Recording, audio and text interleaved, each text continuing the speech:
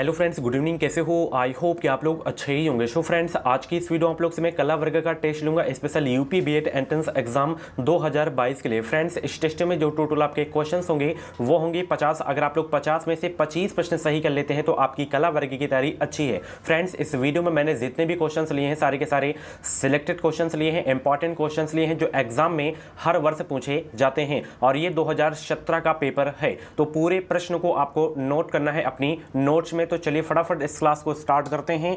पूरी क्लास को आप लोग जरूर देखिएगा। यहाँ पे क्लासेस का टाइमिंग देख सकते हैं। 9:30 बजे हिंदी लैंग्वेज की क्लास होती है, 2:30 बजे जीके प्लस करंट अफेयर की होती है, 7:30 बजे रीजनिंग एंड सब्जेक्ट एबिलिटी की क्लास होती है। और साथ ही आज की इस वीडियो हम लोग बात करेंगे यूपी बीएड एंट्रेंस एग्जाम 2022 के बेस्ट बुक के बारे में, जो कि है चक्षु प्रकाशन की बुक। आप लोग इस बुक का कवर पेज देख सकते हैं। कला वर्ग की स्टडी गाइड बुक है। इसमें आपको सभी सब्जेक्ट के इंपॉर्टेंट क्वेश्चंस आपको देखने को मिलेंगे।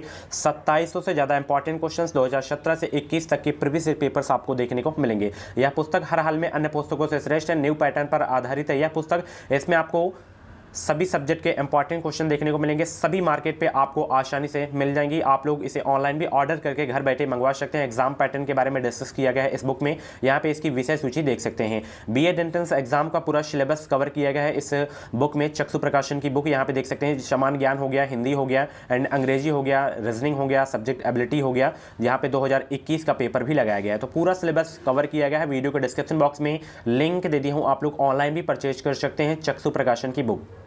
और साथ ही चक्षु प्रकाशन की जो है गाइड के अलावा बीएड एंट्रेंस एग्जाम की प्रैक्टिस सेट की बुक भी आती है। तो आप लोग प्रैक्टिस सेट के लिए जो है प्रैक्टिस सेट की भी बुक ले सकते हैं। यहाँ पे देख सकते हैं 39 से ज़्यादा इंपॉर्टेंट क्वेश्चन 2017 से 21 तक के previous papers and 15 practice set आपको अलग से देखने को मिलेंगे। तो दोनों बुक्स आपको आसानी से हर मार्केट में मिल जाएंगी। वीडियो के डिस्क्रिप्शन बॉक्स में लिंक भी दे दिया हूँ, तो आप लोग इसे ऑनलाइन भी परचेज कर सकते हैं।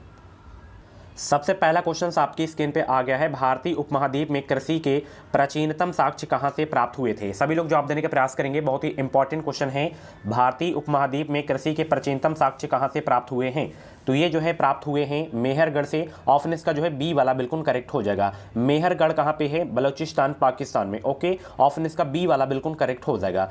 अगला प्रश्न यहाँ पे देखिए, भारतीय पुरातत्व सर्वेक्षण निम्नलिखित विभागों मंत्रालयों में से किसका संलग्न कार्यालय है? सभी लोग जवाब देने का प्रयास करेंगे। पर्यटन का, या संस्कृति का, या विज्ञान एवं प्रौद्योगिकी का, या मानव संसाधन विभाग का?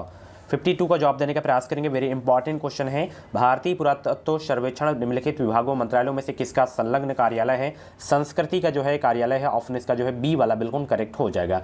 चहुंदड़ों के उत्खनन का निर्देशन किया था किसने? वेरी इंपॉर्टेंट क्वेश्चन है। 53 का जवाब देने का प्रयास करेंगे। हर क्वेश्चन का जवाब आपको देते हुए चलना है। और भी वीडियोस अगर आपको देखनी है तो आप लोग प्ले लिस्ट में जाकर देख सकते हैं। इन क्लासेस की अगर आपको फ्री में पीडीएफ चाहिए तो आप लोग हमारे टेलीग्राम चैनल से ज्वाइन हो सकते हैं। टेलीग्राम चैनल का नाम है एजुकेशन डिसाइल। इस वीडियो के डिस्क्रिप्शन बॉक्स में लिंक दे दूँ, आप लोग फ्री में पीडीएफ वहां से डाउनलोड कर सकते हैं। चहुंदड़ों के उत्खनन का निर्देशन किसने किया था? तो यह किए थे JH मैके ने। ऑप्शन इसका जो है ए वाला बिल्कुल करेक्ट हो जाएगा। उपनिषद पुस्तकें हैं किस पर आधारित? ये क्वेश्चन में टॉपिक वाइज क्लासेस में करवा चुका हूं।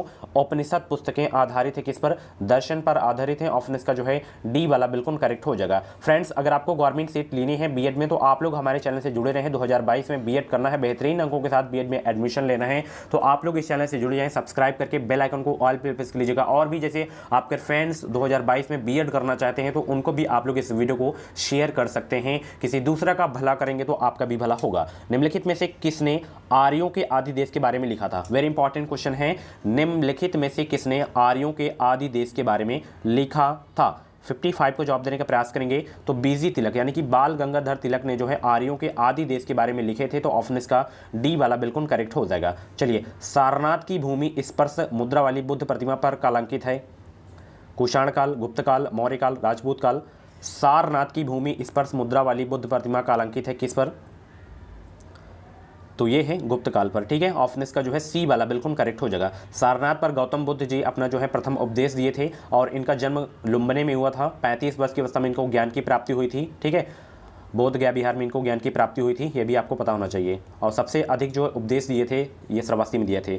चलिए, अगला प्रश्न, उत्तराखंड में सम्राट अशोक के शिलालेखों की एक प्रति कहाँ मिली थी? उत्तराखंड में सम्राट अशोक के शिलालेखों की एक प्रति कहाँ मिली थी?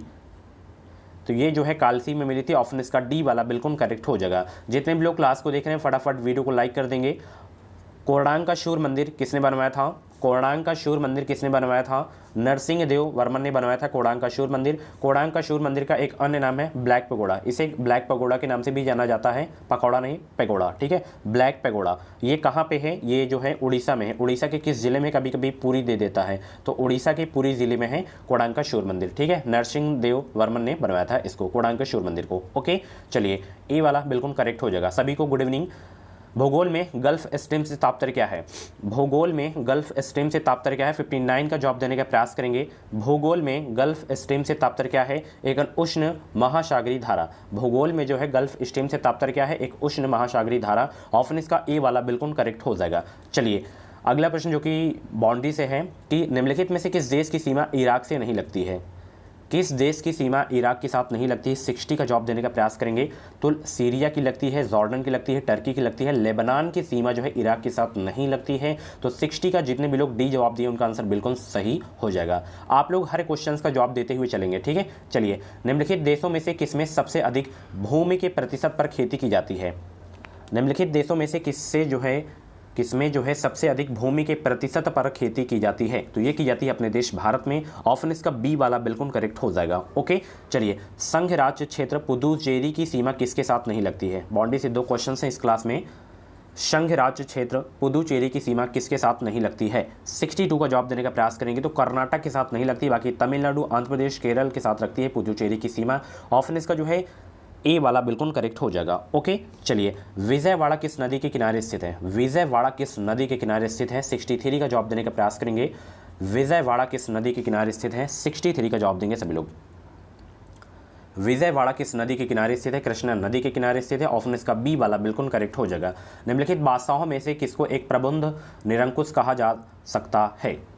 निम्नलिखित बादशाहों में से किसको जो है एक प्रबुद्ध निरंकुश कहा जा सकता है? अकबर को कहा जा सकता है प्रबुद्ध निरंकुश। ऑप्शन इसका जो है सी वाला बिल्कुल करेक्ट हो जाएगा। चलिए शिवाजी ने मुगलों को किस युद्ध में हराया था?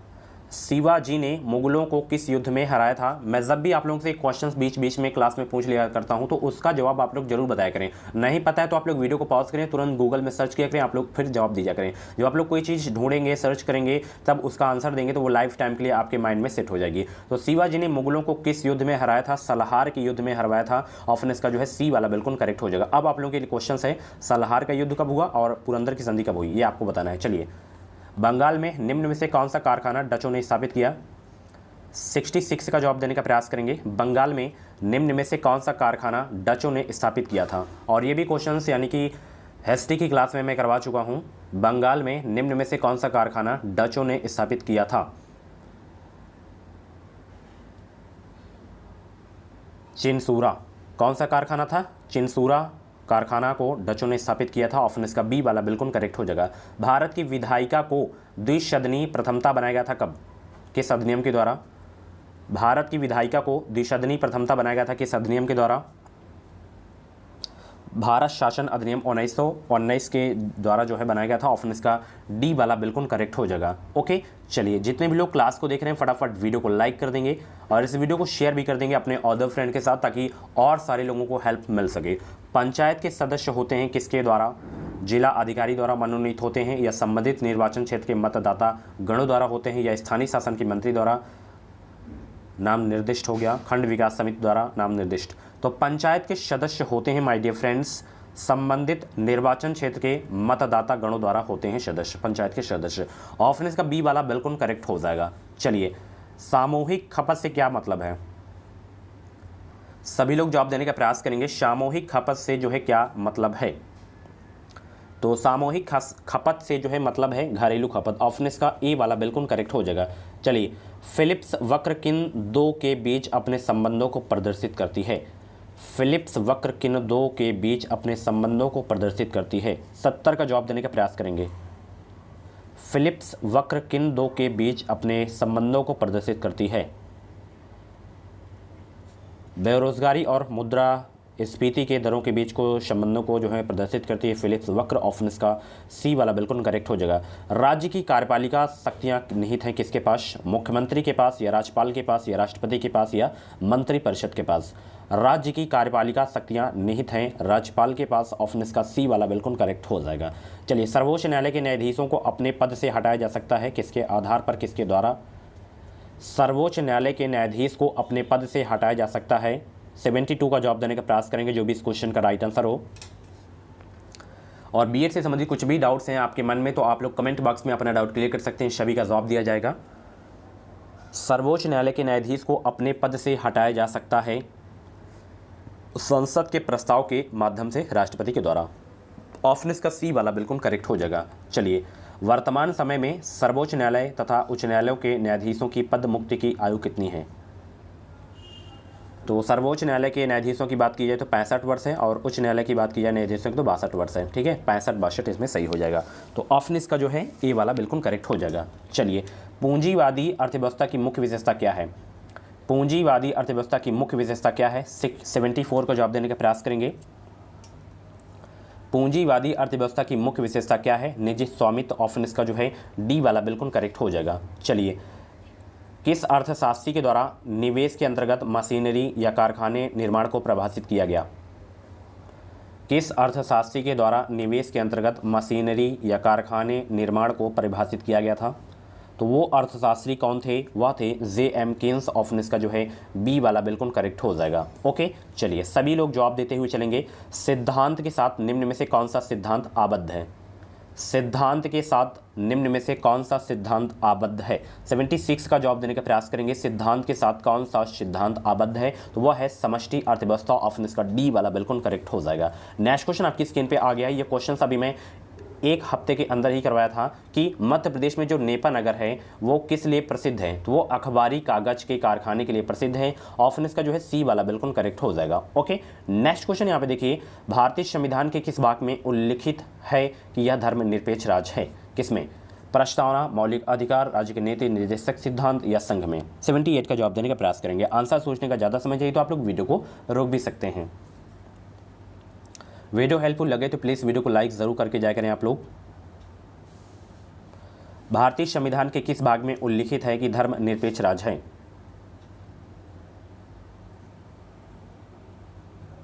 प्रस्तावना में जो है उल्लिखित है। ओके, ऑप्शन इसका ए वाला बिल्कुल करेक्ट हो जाएगा। चलिए, अगला प्रश्न जो कि बहुत ही इंपॉर्टेंट है, निम्नलिखित में से किन दो राज्यों में सर्वप्रथम 1956 में पंचायती राज स्थापित किया गया था? तो ये जो है राजस्थान और आंध्र प्रदेश में किया गया था। ऑप्शन इसका बी वाला बिल्कुल करेक्ट हो जाएगा। ठीक है, प्रायोगिक तौर पर पूछे तो आंध्र प्रदेश याद रखना है। भारत की लोकसभा में सदन का नेता नाम निर्देशित किया जाता है राष्ट्रपति द्वारा या लोकसभा अध्यक्ष या प्रधानमंत्री या उपाध्यक्ष के द्वारा? तो भारत की लोकसभा में सदन का नेता नाम निर्देशित किया जाता है प्रधानमंत्री। ऑप्शन इसका सी वाला बिल्कुल करेक्ट हो जाएगा। ठीक है, भारत के संविधान का 52वां संशोधन किससे संबंधित है? स्टार लगा के नोट कर लीजिएगा। पूरे 50 के 50 क्वेश्चंस आपको नोट करना है। इसकी पीडीएफ में आपको सेंड कर दूंगा। आंसर की आपको इसी यूट्यूब पे ही आपको देखना है क्लासेस में।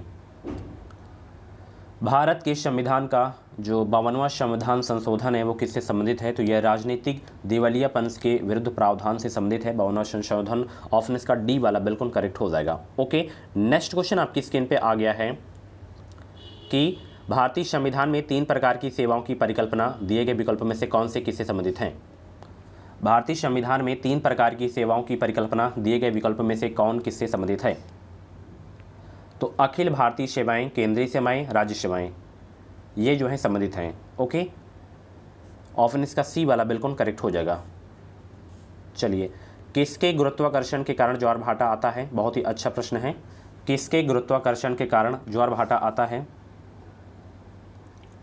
किसके गुरुत्वाकर्षण के कारण ज्वार भाटा आता है? तो पृथ्वी पर सूर्य और चंद्रमा के कारण ज्वार भाटा आता है। ऑप्शन इसका जो है सी वाला बिल्कुल करेक्ट हो जाएगा। ठीक है, पृथ्वी पर सूर्य और चंद्रमा के गुरुत्वाकर्षण के कारण ज्वार भाटा आता है। 83 का सी बिल्कुल सही हो जाएगा। सुनामी तरंगे किससे उत्पन्न होती हैं? बताइए, सुनामी तरंगे किससे उत्पन्न होती हैं? समुद्र के नीचे भूकंप से, चंद्रमा के अभिकर्षण से, चक्रवात से, समुद्र में ज्वार से। सुनामी तरंगे किससे उत्पन्न होती हैं? 84 का जवाब देने का प्रयास करेंगे। तो सुनामी तरंगे जो है उत्पन्न होती हैं समुद्र के नीचे भूकंप से। ऑप्शन इसका ए वाला बिल्कुल करेक्ट हो जाएगा। जब ग्रेनाइट की चट्टानों का कायांतरण होता है तो वे किसमें परिवर्तित हो जाती हैं? जब ग्रेनाइट की चट्टानों का कायांतरण होता है तो वे किसमें परिवर्तित हो जाती हैं? नीस में परिवर्तित हो जाते हैं। तो ऑप्शन इसका सी वाला बिल्कुल करेक्ट हो जाएगा। आपातकालीन प्रावधानों को भारतीय संविधान में लिया गया है किस देश के संविधान से?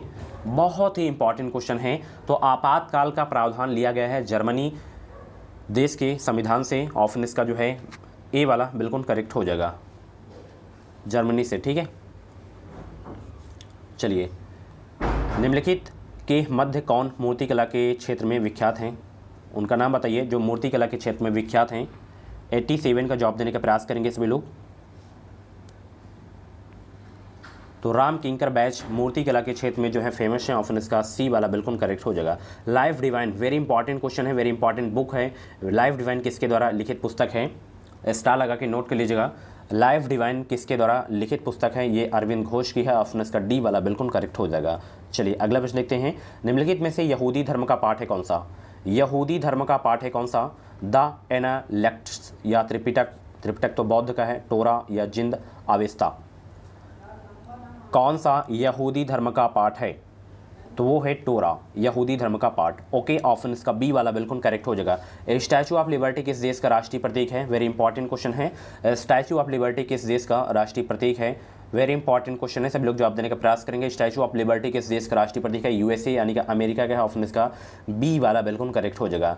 संयुक्ता पणिग्राही किस नृत्य से संबंधित है? संयुक्ता पणिग्राही किस नृत्य से संबंधित हैं? तो यह जो है संबंधित है उड़ीसी से। ऑप्शन इसका जो है ए वाला, सॉरी डी वाला बिल्कुल करेक्ट हो जाएगा। भरतनाट्यम कहाँ का है? मणिपुर कहाँ का है? कथक कहाँ है? ये आप लोग बताइए, फटाफट बताइएगा। ये सारे के सारे क्वेश्चंस मैं प्रैक्टिस सेट की क्लास में करवा चुका हूँ। ओके, चलिए, निम्नलिखित में से कौन चित्रकला से संबंध है? अमृता शेरगिल हो गए, कमला दास गुप्ता हो गए, एन राजन, यू श्रीनिवास हो गए। कौन चित्रकला से संबंध है ये आपको बताना है। 92 को जवाब देने का प्रयास करेंगे। तो यहाँ पे अमृता शेरगिल, ये यानी कि चित्रकला से संबंध है इनका। ऑप्शन इसका ए वाला बिल्कुल करेक्ट हो जाएगा। चलिए अगले प्रश्न का जवाब देंगे सभी लोग। भारत में प्रथम मकबरा जो शुद्ध इस्लामी शैली में निर्मित हुआ था कौन सा है? भारत में प्रथम मकबरा जो शुद्ध इस्लामी शैली में निर्मित हुआ था वो कौन सा है? हुमायूं का मकबरा या बलबन का मकबरा या ऐबक का मकबरा या अलाउद्दीन का मकबरा?